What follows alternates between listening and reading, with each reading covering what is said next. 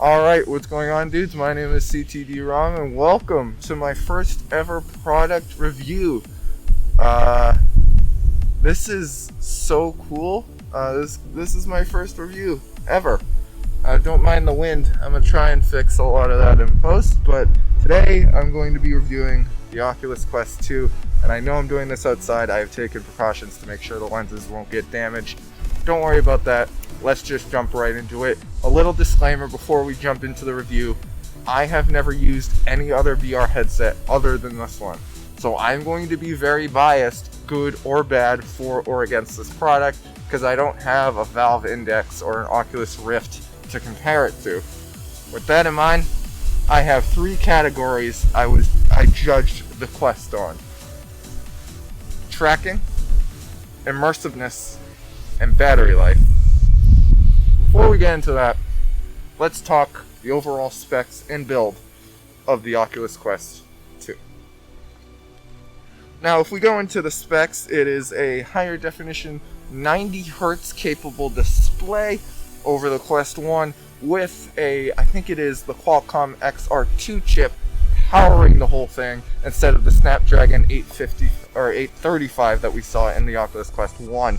It also has two Oculus Quest 2 remotes with AA batteries inside of each that are removed with a battery cover, which we'll get into later. Now, other than that, we have, 4 sensors on the front of the device, a nice padded thing for it to rest against your face, and a nice little beginner's headset. We'll talk feel and comfort when we get into the immersiveness part of the review. And the controllers. The controllers are great. They have great clicky buttons, great joysticks, I forget what these are called, with nice click to them. When you click down, you have sort of a start button and an Oculus button. Then you have these two triggers right here, which feel nice. They're not mushy, and they do really well. The hand tracking when you're pointing at things and stuff is pretty cool when you're inside games. And just the controllers themselves are awesome. The battery life is really good. I've had this product for about 2 weeks, and the controllers haven't died yet. If in the event that they do die, there is a little battery compartment where you can reveal a little AA battery, and that goes for both controllers. So for the other controller, it's the same thing. You look for the arrow, you push down, and then you find the little AA battery, and there you go. You can replace it. I actually got myself some rechargeable batteries so that when they do die, I'll have to keep out going again batteries. But these controllers have not died yet, and I've been using them for 2 weeks. They haven't even dropped below like 70% yet, which is insane. So battery life on these bad boys, you will not have to worry about these dying on you during gameplay. Let's get to the headset itself and talk about the feel. The feel of the headset, which leads us perfectly into our first topic, the immersiveness. How is the immersiveness of a standalone headset? Again, I can't compare this to something that would use base stations. I just can't. But we'll start by how you can configure it to get the best you can. So it does have IPD adjustment, though it is limited. On last year's Quest, you had a little slider at the bottom. This year you get 3 options. You get a really close option, you get a sort of an in-between, and then you get a wide option. And you can configure all these just by moving the lens itself. It's very easy, not hard to do. I found it most comfortable for me at level 2. You may find it most comfortable at differing intervals. It also comes with, and I forgot to bring it out, so I'll pop it up on the screen, a little glasses separator. So if you wear glasses, it'll be, easier for you, so that your glass of your glasses and the screen aren't right up against each other. I thought that was pretty cool. Let's get to the strap. It's fine. It's not great. It's not amazing. It's fine. It can get uncomfortable at points, but when the battery life of this thing is only 2 hours, you don't really have to worry about that. But it is fine. I haven't tried the Elite strap yet, nor the Elite strap with the battery. If I do end up buying one of those, I'll have to make a video on that separately. But just with what comes out of the box, it is fine. I wouldn't not buy this headset for its strap, but I wouldn't buy it for its strap either. It's fine. It holds the thing to your face. It gets the job done. I will say, other reviewers have said otherwise. I like the foam that they have here. For me, it was nice and comfortable. I kept everything nicely rested against my face, and at no time it wasn't intruding on my gameplay experience to where I could feel myself getting uncomfortable with the foam over my face. And it was very nice. It does have a myriad of adjustments. The strap does too. It's nice. Another part of immersiveness is sound. Two components, there's a lot more, but two big components to immersiveness in VR. One of them is sound. So the in-strap speakers on here. Much like the strap, they're good. They're fine. They're not the best speakers I've ever heard, but they're strap speakers. I wouldn't expect otherwise. For optimal experience, I would suggest buying a pair of headphones, especially if you're playing something like Beat Saber where you're listening to music. Buy like a pair of headphones. You don't need the ones on Oculus' site. Just buy a pair of headphones.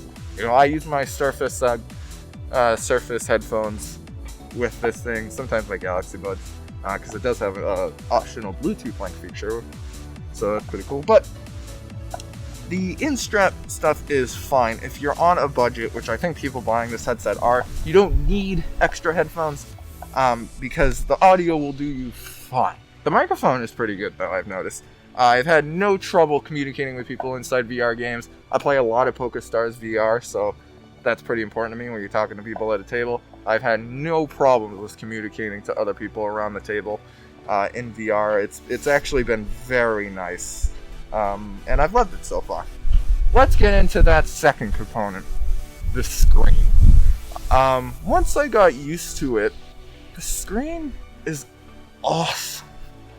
With the Quest 2 by itself, it now has the hardware to where you really never see stutters. Do they happen every now and again? Yeah, they happen every now and again. But whether I'm playing something low like a PokerStars VR or something action-packed like a Beat Saber, I don't get motion sickness. In fact, the only time I got motion sickness was when I did my few stints in PC VR when I was playing VR Minecraft. Quest by itself, with the hardware that's inside, is good enough to where immersion-breaking stutters never happen. It is a very high-quality screen from what I can tell.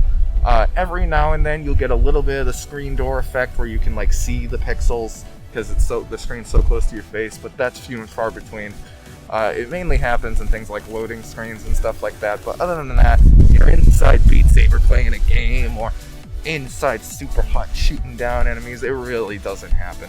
And the tracking, which is really the last part of immersiveness, is awesome. At least, again, from my perspective, someone that has never used a VR headset with base stations. So when you set up the Oculus Quest 2, you are prompted to set up a Guardian area, and this will pretty much place everything that is playable and interactable inside that area for you to go around and play with. You can make it as big as you want or as small as you want. If you're in a really confined space like I am when I play in my room most of the time, you can have it so it has a little area for you to work in. But even when you're using a small Guardian area, the immersiveness, the experience inside the headset isn't any less amazing. You just have to be a little more careful, keep in mind of the real world. But overall, I haven't had any tracking problems. There are a few times where I'm using the controllers and my hand will fly over here when I was still keeping it right here. But other than that, I feel like I'm in the world, which is something that for a VR headset is very important. I feel like I'm actually using lightsabers to bash on these notes, or shooting guys in Super Hot, or actually playing poker in real life, or doing a myriad of in the International Space Station. I feel like I'm actually there, which speaks to the quality of the tracking cameras, which I think are very good. I think they did an amazing job with that. The pass-through mode is very useful if I'm in the middle of a game, I need to pause it, someone needs to talk to me, turn on the pass-through mode so I can look at them and talk to them, and then double tap to turn it off. But the immersiveness of this is quite wonderful. So, we've talked about immersiveness. Let's talk price. The Oculus Quest 64GB is $299 256 gigabyte, $399. In both cases, $100 less configuration respective from last year's model. That's a game changer right there. That is a game changer. This is the highest quality, cheap, because I know $300 and $400 isn't exactly cheap, but when you're talking VR, that's cheap, headset on the market that gives you, even like watching YouTube videos, and I'm not talking 360 YouTube videos, I actually use this thing to watch YouTube videos here and there, because you get that big screen to watch it on that's bigger than any monitor or TV I have, and it's awesome. I love it. It just gives you an amazing VR experience. Like, I'm not missing one with base stations. I'm not like, yeah, this standalone is great, but I wonder what a Valve Index would be like. And I imagine with 120 hertz refresh rate and everything, the Valve Index probably blows this thing out of the water. But for someone who's new to VR, this is amazing, and I couldn't ask for anything better. So we've gone through immersiveness, we've gone through price. Let's talk battery life. And this is where my one criticism, or I have a few criticisms. One of my main criticisms of the Quest 2. 2-hour battery life. Is that great? Yeah. When I come home from work at 9 o'clock, I usually start playing this around 10. I don't go to bed till around 2 in the morning because of this fucking quarantine. And 11, 12, 1, 2, it's like 4 hours. I want to be playing VR for all 4 hours. 2 hours of battery life is okay, but in Oculus Quest 3, I would love to see them double that or even triple that to 4 or 6 hours of on time. Maybe 4, because even my phone only gets 4 hours of screen on time, and lasts much longer than 4 hours. But it really only gets 4 hours of screen on time. So I would say in an Oculus Quest 3, 4 hours would be amazing. I do now sometimes, especially when I'm playing stuff where I'm sitting down, I will plug it in. I got a long extension cord, or a long USB-C cable for PC VR, and it's very useful, so I'll plug it into the wall and have it going. And a lot of the times it won't keep it at 100, but it'll slow the discharge or keep it at whatever percent it has. Like, it'll stay at 80, but it won't go up or down, which is useful there. But for the standalone, 2 hours is good. It's like a B. I think for it to be an A+, I think doubling that to 4 hours, or even another hour to push it into A territory, 3 hours would be amazing. Now let's move on to PC VR. How's this thing as a PC VR headset? The best way I can describe it is, don't buy this thing if you're specifically looking for a PC VR headset. Buy the Oculus Quest 2 because you want to use it as a standalone, and every now and then use it as a PC VR headset. There's no getting around the hardware limitations, there's no getting around the fact that it's not an integrated cable, there's no getting around not having base stations. There's no getting around that. And a Valve Index is going to run circles around this thing in PC VR. It's going to run circles around it, like, let's be honest, it just is. But, as a nice to have, as a also included as a add-on to the features, it does well, very well in PC VR. Setting up Oculus Link is quick and easy. You turn on your computer, plug it into the headset, and then go into the Oculus Link beta and open it. From there, you can use Virtual Desktop to open games, or go into something like Steam VR and play games from there. And once you play games, you won't have to go into Virtual Desktop anymore. They'll appear in like your app list. So I played VR Minecraft, VR Subnautica, and a Slime Rancher VR expansion. How were they? Subnautica VR was abysmal. It has nothing to do with the Oculus Quest. Subnautica VR just sucks. I love Subnautica otherwise. I have Below Zero and I love it. It's just Subnautica VR is not good. How about Minecraft VR? I love Minecraft VR. It is so cool being in that world, and they have 2 modes. They have sort of a traditional playing experience where you have a TV, you're like in the Minecraft world playing Minecraft, which is weird, it's like Minecraftception, but you move around normal, and then you have what you think of when you think of VR Minecraft, where you are Steve and you're waving swords around and stuff, and it's really cool. It's real intense fighting things like Enderman and stuff, like it's crazy. But it is a lot of fun, and I loved it. And Slime Rancher VR was just adorable.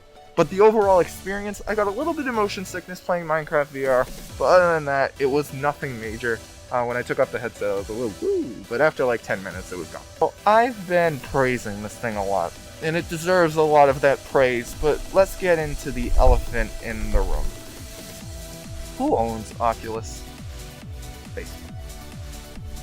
If your Facebook account is suspended or deleted, every single game you bought for the Oculus Quest is gone. Or the Quest 2, but it applies for the first Quest. I'm gonna use it. If that jailbreak becomes available, I'm gonna do that. But that is the one thing that's gonna keep people from buying what is otherwise an amazing headset in almost every way. If you can't get around the fact that Facebook owns this, I don't blame you, and is making you use a Facebook account. I don't blame you. They said they wouldn't do it, and then they did. If you can get around that, the Oculus Quest 2 is a solid VR headset, gives you an amazing VR experience on the relatively cheap, and offers almost zero compromises in terms of hardware, software, controls, motion tracking, everything. This is going to get a 4 out of 5 for me, and a solid recommendation. For anyone new to VR, or anyone who wants to play VR on the cheap, this is the headset for you. Well, thank you everybody so much for watching my first ever product review. Let me know what you think and any criticisms you have in the description down below. I know the wind is going to be annoying. I'm going to do my best to fix that in post. But other than that, thank you everybody so much for watching. See you in the next video. Oh, there was no video yesterday because I was recording this and it took up all my time. That was why there was no tech news. But yeah, see you tomorrow. Peace. Alright. That was my first ever product review. See the Oculus Quest sitting there all pretty right.